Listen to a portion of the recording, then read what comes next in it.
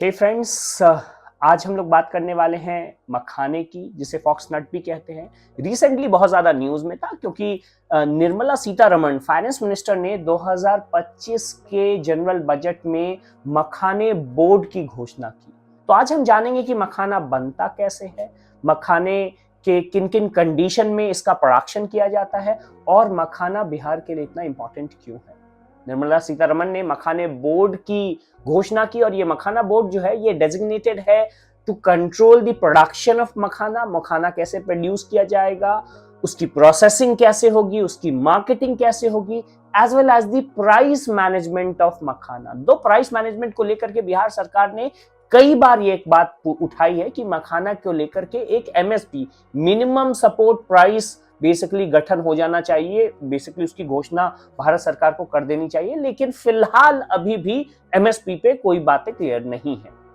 मखाने के बारे में कुछ बहुत इंपॉर्टेंट बातें हैं जो हमें जानना चाहिए। 90% ऑफ मखाना पूरी दुनिया का भारत में ग्रो करता है और भारत में जो टोटल मखाना होता है उसका 90% अकेला हमारा स्टेट बिहार में ग्रो करता है। बिहार में मधुबनी, दरभंगा, सुपौल, सीतामढ़ी, अररिया, किशनगंज, पूर्णिया, इन सब इलाकों में मखाने की खेती की जाती है। लेकिन ये खेती बाकी खेतियों से अलग है। इस खेती में जमीन का उपयोग नहीं किया जाता है, किसी खेत में दाने को नहीं डाला जाता है। मखाने की खेती बेसिकली किसी ठहरे हुए पानी के तालाब में की जाती है और जब लगभग नवंबर के आसपास, नवंबर दिसंबर के आसपास जो है मखाने के बीज तालाब में जाते हैं, जो कि जनवरी फरवरी के आसपास निकलना शुरू हो जाते हैं। एक बहुत ही लंबा प्रोसेस होता है मखाने के प्रोडक्शन का, जिसमें बेसिकली मखाने के फूल मई के आसपास निकलते हैं और फल जो है जून जुलाई के आसपास पकना शुरू होते हैं। जून जुलाई के आसपास ये फल और फूल जो कि बैगनी कलर का होता है, काफी खूबसूरत लगता है जब हम मखाने के तालाब में इसे देखते हैं। और जो फल है ये लगभग जून जुलाई के आसपास, अगस्त के आसपास फूटना शुरू होता है। उस फूटे हुए फल से निकलते हैं काले रंग के, तो ये जो मखाने का लावा है, ये लावा एक काले रंग के कवर के अंदर होता है। फिर बाद में धूप में सुखाया जाता है। धूप में सुखाने के बाद इसे आग पे मिट्टी के बर्तन में भूंजा जाता है और उसके बाद जब ये गर्म होता है तो लकड़ी के कुंदों से पीट करके मखाना निकाला जाता है, जिससे जो इस तरह का सफेद रंग का दिखता है और इसे हम मखाने का लावा कहते हैं। अब बात करते हैं पूरे मखाने का प्रोडक्शन। मखाने का प्रोडक्शन अगर हम बात करें पूरे भारत में तो लगभग 50 से 60 हजार टन मखाना सालाना ग्रो होता है। लेकिन मैं यहां इस मखाने लावे की बात नहीं कर रहा, हम बात कर रहे हैं मखाने का बेसिकली जो पूरा का पूरा प्रोडक्शन होता है। जब इस प्रोडक्शन को बेसिकली प्रोसेस करके, इसे गर्म करके इससे लावा निकाला जाता है तो इसका टोटल प्रोडक्शन 20 से 25 हजार टन है पूरे भारतवर्ष के लिए। इनफैक्ट जो कल्टीवेशन, जैसा मैंने बताया, ये एक स्टैंडिंग वाटर, एक स्थिर पानी के ऊपर किया जाता है, स्पेशली उन एरियाज में जो कि कीचड़ नुमा है। अगर कीचड़ नुमा एरियाज है, मार्शी लैंड है, स्वाम्पी लैंड है, तो मखाने के होने के चांसेस ज्यादा होते हैं। इनफैक्ट अगर मैं बात करूं तो मखाने का जो पानी है, जिस तालाब में मखाने की खेती की जाती है, उसमें उसका पीएच 6.5 से 7.5 होना बहुत जरूरी है।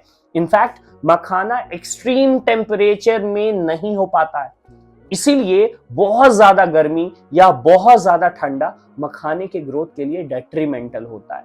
इनफैक्ट अगर हम बात करें जिन इलाकों में मखाना किया जाता है, वहां पे अगर पानी की गहराई 3 से 4 फीट से ज्यादा हो तो मखाने का प्रोडक्शन और बेहतर हो सकता है।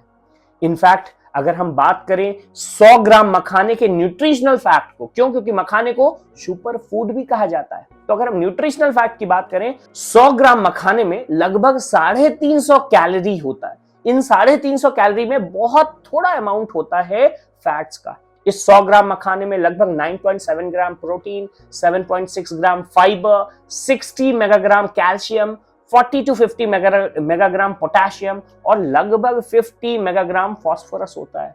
और इसीलिए मखाने को बेसिकली सुपर फूड कहा जाता है। इनफैक्ट अगर हम बिहार की बात करें तो बिहार में मखाने के प्रोडक्शन का ग्रेट पोटेंशियल है। बिहार में इंडस्ट्रीज की कमी है, लेकिन जो फूड प्रोसेसिंग यूनिट है वो एक ऐसा एरिया है जहां पे बिहार बहुत अच्छा काम कर सकता है। इनफैक्ट फूड प्रोसेसिंग यूनिट में मखाने का प्रोडक्शन ही नहीं, अगर बिहार में मखाने को प्रोसेस कर दिया जाए और उसे एक हेल्दी स्नैक्स के ऑप्शन में भारत में और पूरी दुनिया में पॉपुलराइज कराया जाए, तो बिहार का इंडस्ट्रियल आउटपुट स्पेशली इस पर्टिकुलर फूड सेक्शन में बहुत ज्यादा बढ़ सकता है। अरे भैया ये बताओ, जब कुछ नहीं समझ में आता है तो कमेंटवा काहे नहीं करते हो? कमेंट करो।